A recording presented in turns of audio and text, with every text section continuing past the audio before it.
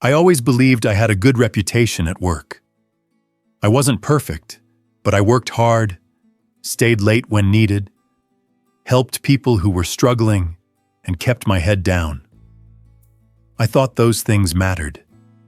I thought effort and honesty protected you. I was wrong. Some people don't attack you because you did something wrong. They attack you because you did something right, better than them. And they can't stand it. The man who taught me that lesson was my co-worker, Lucas. He joined the company a year after me, full of confidence and charm. The kind of guy who walked into a room and acted like he owned it. He made jokes that always went a little too far, flirted with every woman in the office, and bragged about things no one asked about. But people liked him, or at least they pretended to. I never had a problem with him, until the day he decided I was in his way. It started slowly, little things. He'd take credit for ideas I had mentioned in meetings. He'd volunteer to help on projects I led, then disappear and reappear just in time to present. He'd find ways to make me look unprepared, interrupting me with corrections that weren't even correct. But nothing was serious enough to complain about. Nothing I could prove. So I ignored it. Then, one Monday morning, everything changed.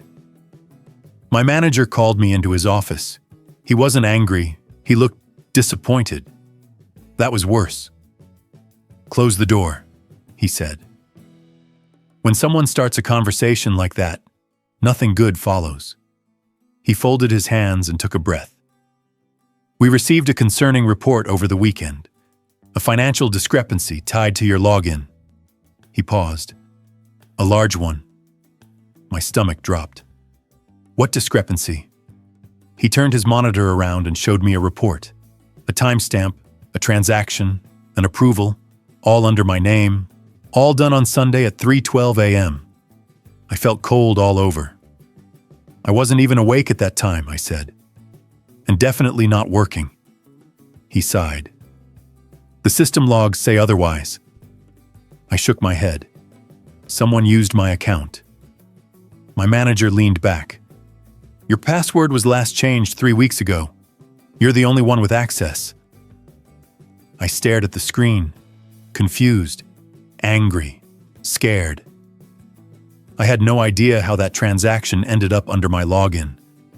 But I knew one thing for sure. I didn't do it. He said we would review it further, which I knew was code for, "We think you're lying." As I walked out of his office, I noticed Lucas near the hallway printer. He had that look on his face, something between concern and satisfaction, like someone watching a fire he secretly started. The next few days were hell. People avoided me. Some whispered. HR called multiple times. Accounting requested statements. I barely slept. And Lucas? He acted strangely friendly. Overly friendly. "Rough week, huh?" he'd say with fake sympathy. "Hang in there." He wasn't comforting me. He was enjoying it. By Thursday, HR called me into a meeting that felt more like an interrogation. They questioned every detail of my weekend, every log of my activity, every gap in my timeline. "Is it possible you logged in and forgot? Is it possible someone in your household accessed your account? Is it possible you approved the transaction without realizing?" No, no, no. But every no made me sound guiltier. That night, sitting alone in my apartment with the HR email open, I hit my breaking point. I felt powerless, framed, like my life was being dismantled one meeting at a time. Then something clicked in my head. The logs. Everyone kept talking about the logs, how the system doesn't lie. But I knew systems don't magically move by themselves. And logs record more than just timestamps. They record locations, devices, patterns. I knew who would know how to check that. The night IT guy, Malik.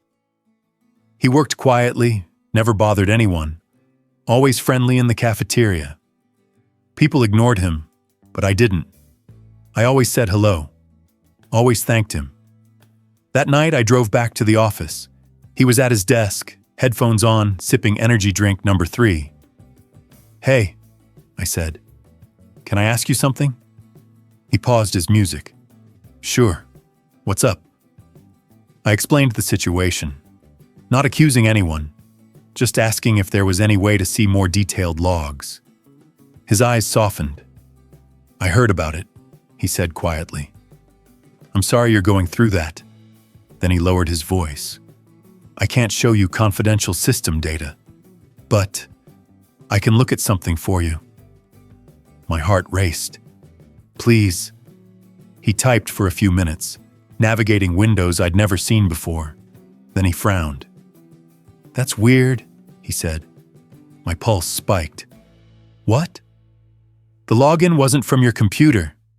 It felt like someone punched me in the chest. He kept typing. "And it wasn't from your home IP, or your phone, or your VPN profile."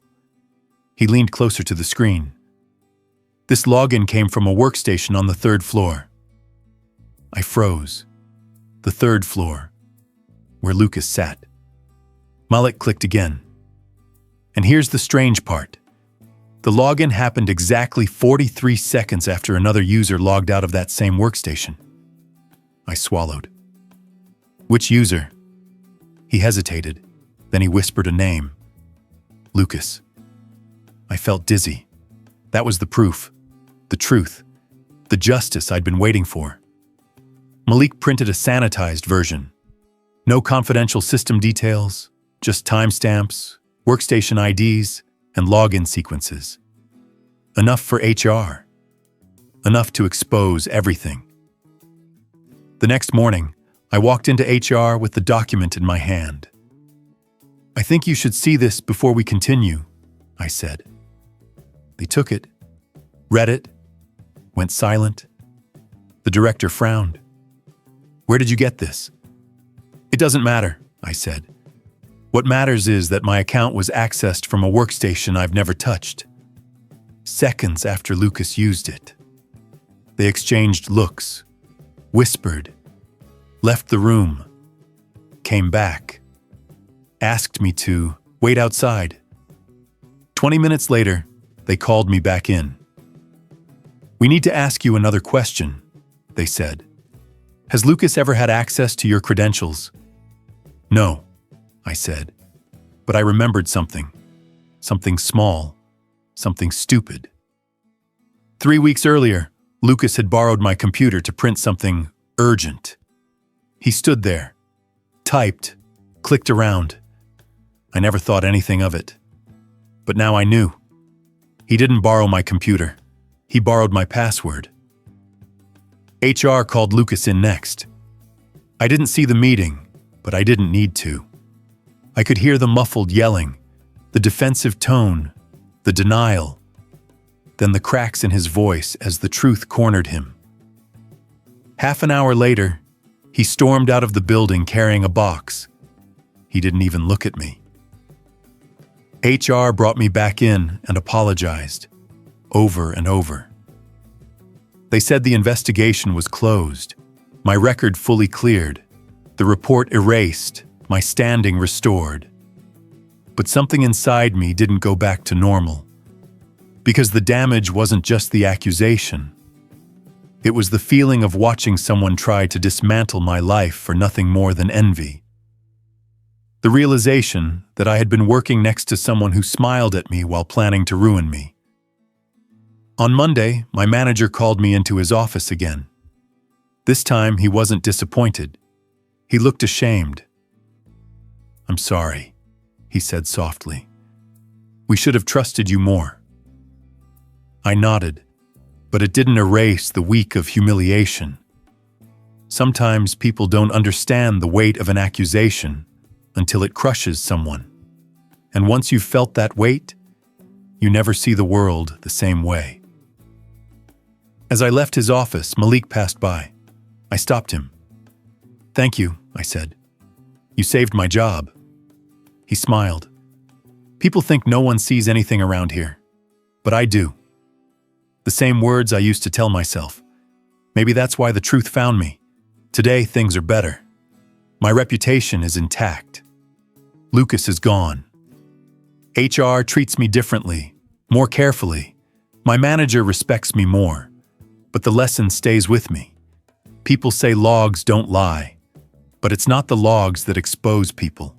It's their choices. And Lucas chose to betray someone who never did anything to him. He lost his job that day. But I lost something too. My ability to believe that co-workers are just co-workers. Now I know better. Some of them are waiting for the moment you look away, so they can take everything you built and stamp their name on it. I'm smarter now, more cautious, more aware. Because sometimes the real danger in an office isn't workload or deadlines. It's the person sitting 10 feet away from you, rehearsing your downfall